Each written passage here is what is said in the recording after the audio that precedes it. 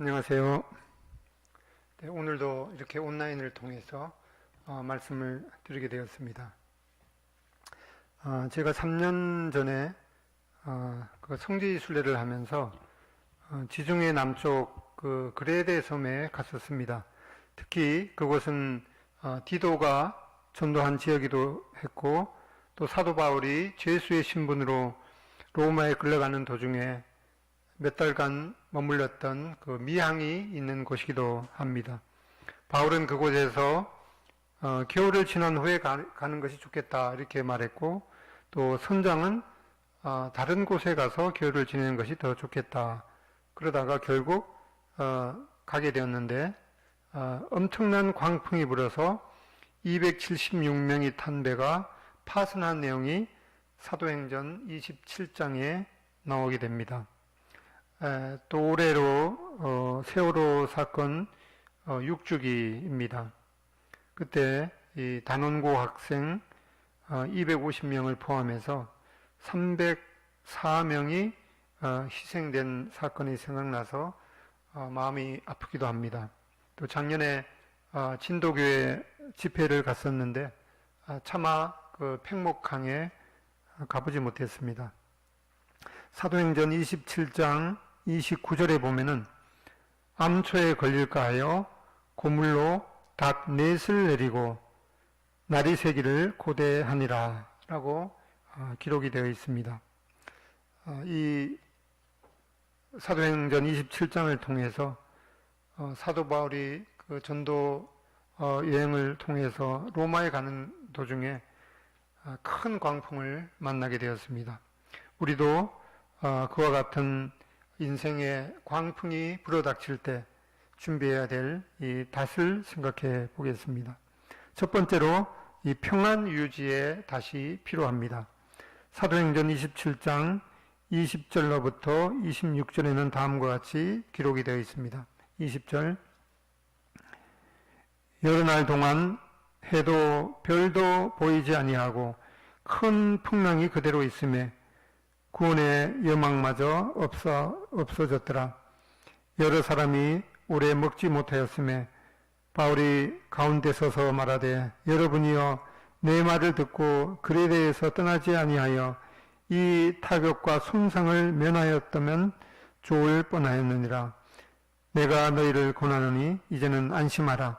너희 중 아무도 생명에는 아무런 손상이 없겠고 오직 배뿐이니라. 내가 속한 바 곧 내가 섬기는 하나님의 사자가 어제 밤에 내 곁에 서서 말하되 바울아 두려워하지 말라. 내가 가이사 앞에 서야 하겠고 또 하나님께서 너와 함께 항의하는 자를 다 너에게 주셨다 하였으니 그러므로 여러분이여 안심하라. 나는 내게 말씀하신 그대로 되리라고 하나님을 믿노라. 그런즉 우리가 반드시 한 섬에 걸리리라 하더라. 사도 바울은 이 구원의 여명마저 없어진 듯한 이 애타는 순간에 하나님께서 말씀하셨습니다. 22절에 안심하라. 또 24절에 두려워하지 말라라고 말씀하셨습니다. 하나님께서 사도 바울에게 너가 로마에 가서 하나님을 증거하리라 라고 하는 약속을 주셨기에 사도 바울은 이 로마까지 가는 길에 어떠한 상황을 만나더라도 주님께서 지켜 주시리라는 믿음이 있었습니다. 나는 내게 말씀하신 그대로 되리라고 하나님을 믿노라. 그런즉 우리가 반드시 한 섬에 걸리리라 하더라. 우리는 하나님의 말씀보다 다른 것을 의지하는 경향이 있습니다. 바람이 얼마나 세든지 우리를 견고히 붙들어줄 닷은 기록된 하나님의 말씀인 것을 보게 됩니다. 히브리서 6장 19절에도 말씀하기를 우리가 이 소망을 가지고 있는 것은 영혼의 닷 같아서 튼튼하고 견고하여 휘장 안에 들어가나니 라고 말씀하고 있고, 또 부활하신 주님께서 제자들에게 처음 하신 그 말씀이 평안을 너희에게 끼치노니 곧 나의 평안을 너희에게 주노라. 내가 너희에게 주는 것은 세상이 주는 것과 같이 아니하니라. 너희는 마음에 근심하지도 말고 두려워하지도 말라. 또 이사야서 43장 1절로 3절에 보면은 야곱아 너를 창조하신 하나님께서 지금 말씀하시느니라. 이스라엘아 너를 지으신 이가 말씀하시느니라. 너는 두려워하지 말라. 내가 너를 구속하였고 내가 너를 지명하여 불렀나니 너는 내 것이라. 너가 물 가운데로 지날 때에 내가 함께 할 것이라. 강을 건널 때에 물이 너를 침몰하지 못할 것이며 내가 불 가운데로 지날 때에 타지도 아니할 것이요 불꽃이 너를 사르지도 못하리니 대저 나는 여호와 너의 하나님이요 이스라엘의 거룩하신 이요 내 구원자임이라 라고 말씀하셨습니다. 이 말씀은 사도 바울처럼 피할 수 없는 인생의 광풍 가운데서 배가 산상조각나고 가라앉기 시작할 듯한 그런 상황 가운데서도 붙들 수 있는 하나님의 말씀일 것입니다. 하나님께서 말씀하시기를 내가 함께 할 것이라 라고 말씀하셨습니다. 우리의 목적지는 아버지 하나님의 집에 영원히 거하리로다 라고 하는 약속을 붙들게 됩니다. 하나님께서 사도 바울로 하여금 이 로마에까지 가게 된다고 약속하셨기에 로마까지 이르는 모든 여정도 하나님께 속한 주권임을 믿는다면 우리는 평안을 유지할 수 있게 될 것입니다. 우리는 어떠한 두려운 상황 가운데서도 하나님의 약속의 구절에 우리의 손을 대고 끈질기게 하나님의 도우심과 인도하심을 구하는 그런 평안 유지의 닷을 내리는 것이 필요하겠습니다. 두 번째 필요한 닷은 합심협동의 닷이 되겠습니다. 사도행전 27장 27절로 32절에 보면은 열 나흘째 되는 날 밤에 우리가 아드리아 바다에서 이리저리 쫓겨가다가 자정쯤 되어 사공들이 어느 육지에 가까워지는 줄을 짐작하고 물을 재어보니 20길이 되고 조금 가다가 다시 재어보니 15길이라. 암초에 걸릴까 하여 고물로 닷 넷을 내리고 날이 3길을 고대하니라. 30절 사공들이 도망하고자 하여 이 물에서 닻을 내리는 채하고 거룻배를 바다에 내려놓고는 바울이 백부장과 군인들에게 이르되 이 사람들이 배에 있지 아니하면 너희가 구원을 얻지 못하리라 하니 이에 군인들이 거룻줄을 끊어 떼어 버리니라. 여기 그 물을 재어 보니까 20길이나 되더라 라고 말씀하고 있는데 한 길은 이 사람의 이 두 팔을 벌린 길이가 되겠습니다. 그러니까 180에서 한 2m 정도 되겠죠. 그러니까 이 20길은 이 40m 정도 깊이입니다.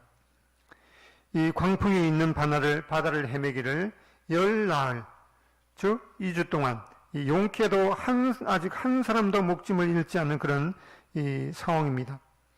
육지에 가까웠다는 그런 짐작이 들었습니다. 그래서 닻을 4개를 내려서 배가 더 이상 떠내려가지 않게 했습니다. 이때 눈치 빠른 사공들이 저만 살겠다고 몰래 도망치려는 시도를 사도 바울이 간파했습니다. 사공이 많으면 배가 이 산으로라도 가겠지만은 사공이 전혀 없으면은 어떻게 되겠습니까? 바울도 그렇게 하면은 오히려 모두가 죽음을 자초한다고 경고했습니다. 혼자 도망가지 말고 배에 함께 있어야 된다고 했습니다. 왜냐하면 아직 이 밤이기 때문입니다. 거룻배에 옮겨 타서 간다고 해도 어디가 육지인지 이 깜깜한 밤에는 알 수 없기 때문에 오히려 바다 더 한가운데로 갈 수가 있습니다. 참 무모한 행동이죠. 그래서 거룻배 줄을 끊어 버렸습니다. 구명 보트를 버린 것이죠. 그래서 수영을 잘한다고 바다에 특히 겨울 바다에 무작정 뛰어들었다가는 이 저체온증으로 몇 분을 버티지 못할 수도 있다고 합니다. 그런 상황 가운데서는 배가 가라앉는 상황 가운데서는 이 한두 시간이라도 그냥 가만히 있는 게 최상이라고 합니다. 그 인도의 성자로 일컫는 이 선다싱이 아주 추운 겨울날 히말라야 산맥을 친구와 같이 가고 있을 때 얼마 가다가 이 눈 위에 쓰러져 있는 한 사람을 발견했습니다. 그런데 그 친구는 그런 상황을 보고 이제 그냥 가자고 그랬고, 그래서 선다싱은 그냥 내버려 두면은 그 사람이 얼마 안 가서 얼어 죽을 것이 분명했기 때문에 이 선다싱의 친구는 그냥 도망갔지만은 이 선다싱은 친구를 업고 힘겹게 산길을 가기 시작했습니다. 그 사람이 너무 힘들어서 무겁고 또 그렇기 때문에 몸에 땀이 나서 그 동상이 걸렸던 그 사람은 이제 그 선다싱의 그 온기를 받아서 점점 이제 깨어나게 되었습니다.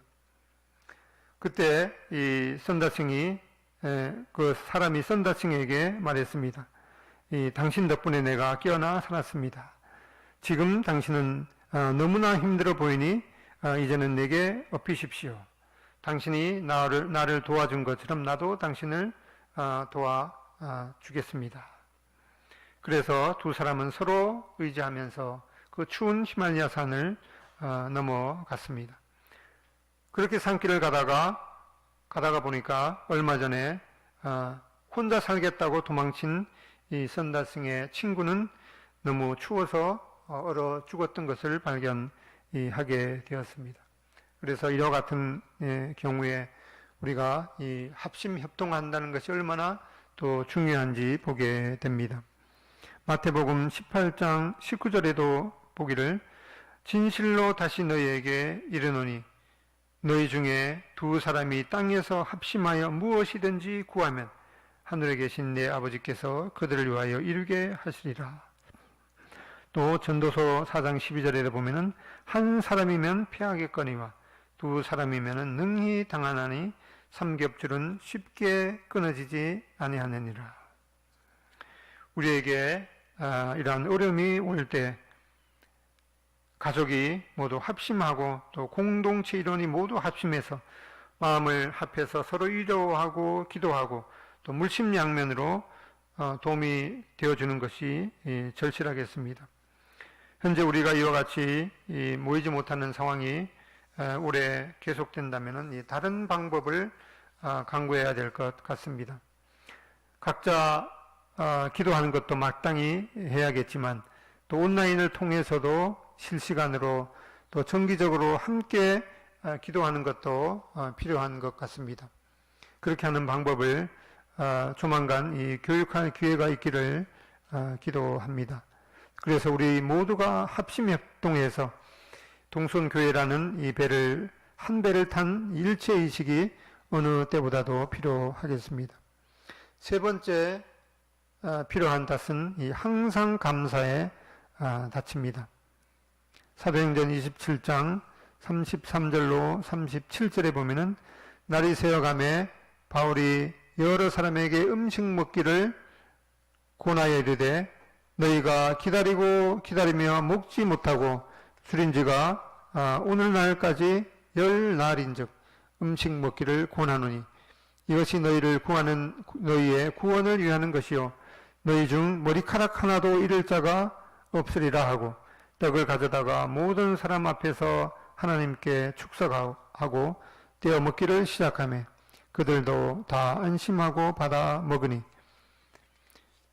배에 있는 무리의 수는 전부 276명이었더라. 세상에서 가장 어려운 산수 문제가 있는데 그것은 내가 받은 복을 세어보아라 라고 하는 문제라고 합니다. 그만큼 우리는 이 하나님께 받은 복을 쉽게 잊어버리는 것 같습니다. 사도 바울 일행은 이 2주 동안이나 아무것도 먹지 못하고 바다 한가운데서 폭풍우와 싸우는 극한 한계 상황을 겪었습니다. 바로 이것이 인생 폭풍 가운데서 대부분의 사람들이 보이는 반응일 것입니다. 하루 종일 문제와 씨름하면서도 지칠 대로 지칠 법한데도 거의 먹지 못하고 밤에는 잠도 제대로 못 자고 호둥대기만 했습니다. 이 배에 탄 사람들은 이 2주 동안 금식 기도한 것이 아니라 음식을 먹지 못하고 이 금식을 한 것을 보게 됩니다. 그들은 이 많지 않은 음식이지만 먹고 새로운 힘을 얻는 것이 필요했습니다. 이 위급한 상황 가운데서 사도 바울은 떡을 가져다가 모든 사람 앞에서 하나님 앞에 감사 기도를 드렸습니다. 그가 감사 기도를 한 내용을 살펴보면 바다를 지으시고 바다를 주관하시고 우리 생명을 주관하시는 주여, 우리가 바다 가운데서 2주 동안 이렇게 풍랑을 겪고 있지만 주님의 약속의 말씀대로 저를 포함하여 우리 276명 모두가 그 머리털럭 하나라도 잃을 자가 없고 하나님께서 지키시고 로마에까지 능히 가게 하실 것을 믿습니다. 이 음식을 주신 주 예수님의 이름으로 기도드립니다. 라고 기도했습니다. 위급할 때는 다 하나님을 찾는다고 했듯이 바울이 이 기도를 드릴 때 모두 하나님 앞에 손을 모으고 고개를 숙였을 것입니다. 하나님께 기도드리고 사도 바울은 먼저 음식을 먹자 다른 사람들도 받아 먹었다고 하고 있습니다. 이렇게 위기는 곧 기회라고 상황은 급반전을 타는 것을 보게 됩니다. 이 절대절명의 위기 순간에 감사 기도는 이 상황을 변화시켰습니다. 시편 50편 23절에도 감사로 제사를 드리는 자가 나를 영화롭게 하나니 그 행위를 옳게 하는 자에게 내가 하나님의 구원을 보이리라. 코로나로 우리가 모두가 어려운 이러한 시기에 불평만 할 것이 아니라 감사할 것이 무엇인가 생각해 봐야겠습니다.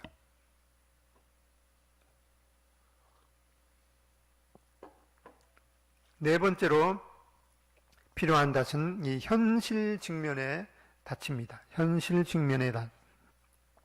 결국 이 바울이 탄 배는 좌초되었습니다.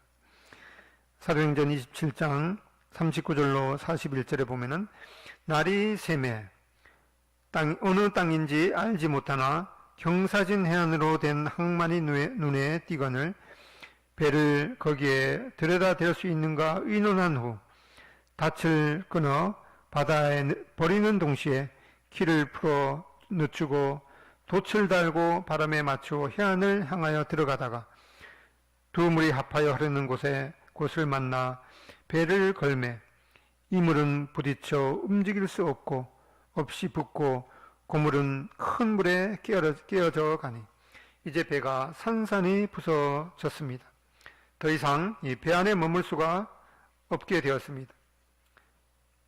그들의 배가 암초에 부딪혀 파손했을 때 이제는 차디찬 겨울 바닷물에 빠져야 하는 이 냉혹한 현실이 몰려왔습니다.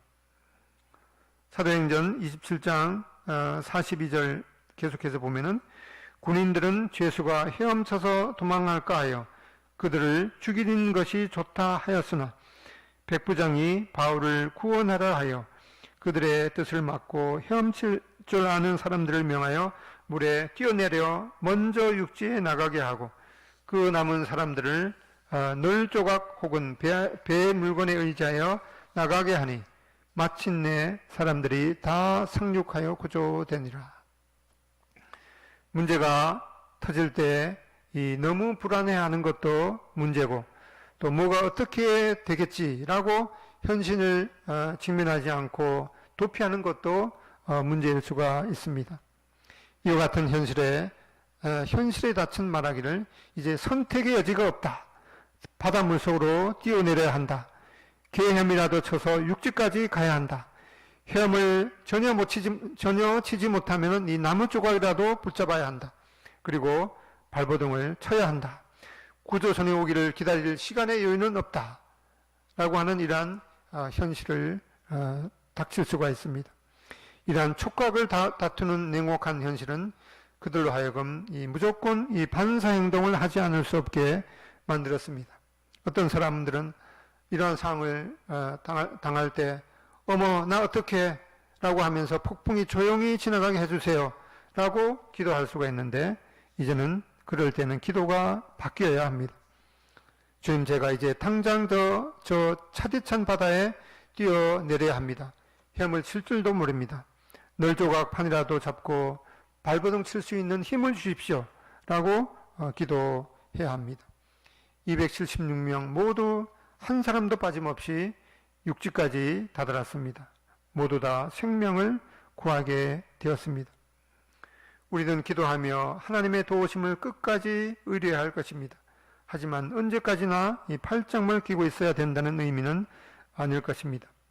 사도 바울의 상을 보면은 어떤 때는 위험에서 기적적으로 보호해 주시고, 또 어떤 때는 그런 위험을 당할 때 성벽에서 이 광주리를 타고 도망가라 라고 하신 때도 있었고, 어떤 때는 위험을 겪으면서 이 죽을 만큼 40에 하나 감한매를 5번 맞기도 했습니다.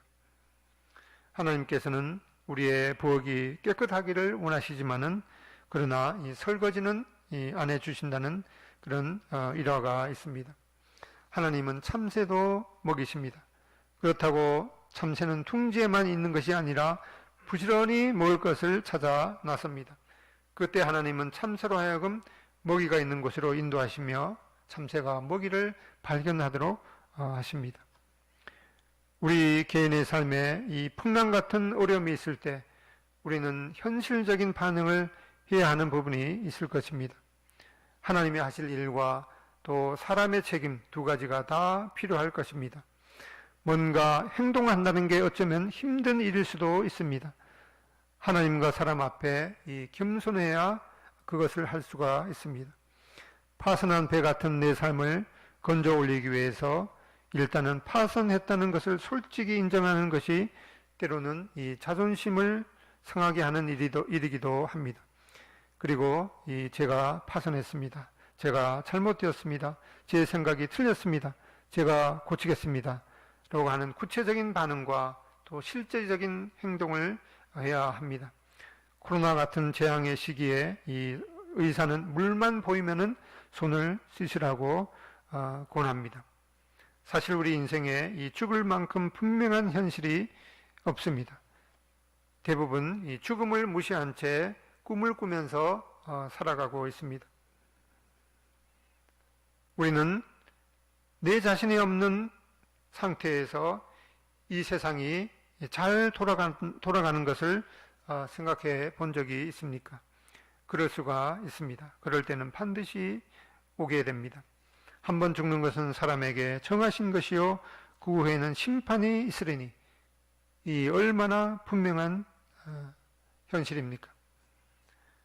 우리 모두가 이 땅에서 어느 날 분명히 사라지고 모두 다 하나님 앞에 서야 한다는 이 엄연한 현실이 우리 앞에 놓여 있습니다. 인생은 장난이 아니라고 말하고 있습니다. 좌초된 배에서 죽을 힘을 다해서 어떤 사람은 좀 수월하게 헤엄을 쳐 갈 수도 있습니다. 어떤 사람은 파손한 뱃조각을 붙잡고 발버둥 쳐야 해안까지 갈 수도 있습니다. 그러나 이 27장을 보면은, 사도행전 27장에 보면은 해안까지 모두 276명이 다 살아났지만은 이 물에 빠진 생쥐처럼 이 처량한 모습은 모두 다 마찬가지였습니다. 이게 냉혹한 인생의 현실인 것을 보게 됩니다. 전도서 7장 14절에 보면은 형통한 날에는 기뻐하고 곤고한 날에는 생각하라. 하나님이 이 두 가지를 병행하게 하사 사람으로 그 장래일을 능히 헤아려 알지 못하게 하셨느니라 라고 말씀하고 있습니다. 이와 같이 우리가 준비해야 되는, 우리 인생에 이 광풍이 불어닥칠 때 우리가 준비해야 되는 닷을 4가지 살펴봤습니다. 이 4가지에 대해서도 이 불안감을 느낀다면은 예비로 하나 더 준비할 필요도 있겠습니다. 바로 이 유비무환이라는 닻입니다. 유비무환의 인생을 살 필요가 있습니다. 급하지 않지만 중요한 일을 먼저 계획하며 실천할 필요가 있습니다.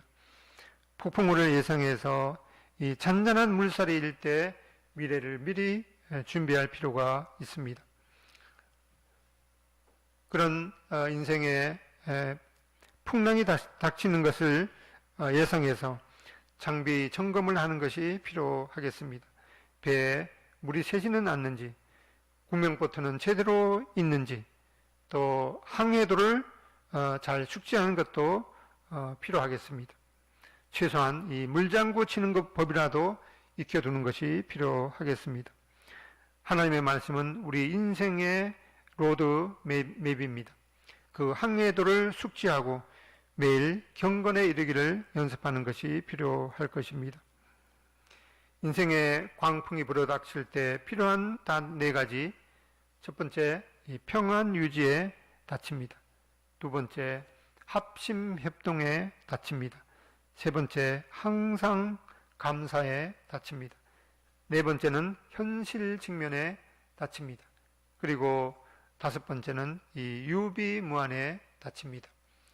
이러한 닻을 생각하면서 우리 인생 가운데 이 광풍이 불어닥칠 때 하나님의 은혜로 그러한 광풍을 잘 헤쳐나가기를 기도드리게 됩니다. 찬송가 371장을 듣겠습니다.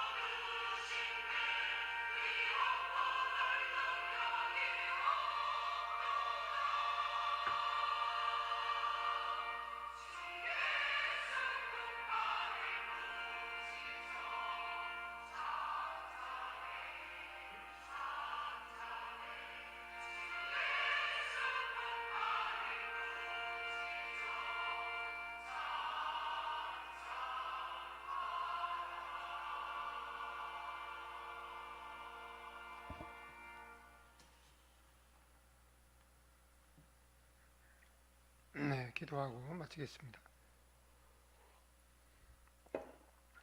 아버지 하나님, 저희들이 저희 인생 가운데 예상치 못하는 그런 광풍이 몰아칠 때가 있음을 고백을 드립니다. 지금 코로나로 인해서 또 개인적으로나 또 교회가 참 역대 겪어보지 못한 그런 큰 어려움 가운데 있음을 아버지 하나님 앞에 고백을 드립니다.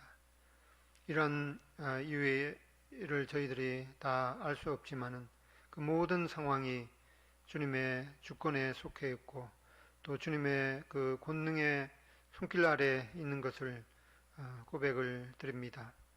이러한 상황 가운데서 성도들과 또 교회를 지켜주시고 또 이러한 모든 것을 통해서 하나님께서 선을 이루어 주시기를 기도를 드립니다. 지금 각자 또 가정에서 또 예배 드리는 그런 예배를 주님께서 받아주시고 또 저희들이 하루속히 이제 이러한 코로나로부터 해방되어서 또 함께 모여서 하나님의 말씀을 듣고 찬양하는 그런 날이 속히 오기를 기도드립니다. 주 예수님의 존귀하신 이름으로 기도드립니다. 아멘. 감사합니다. 평안한 하루 되십시오.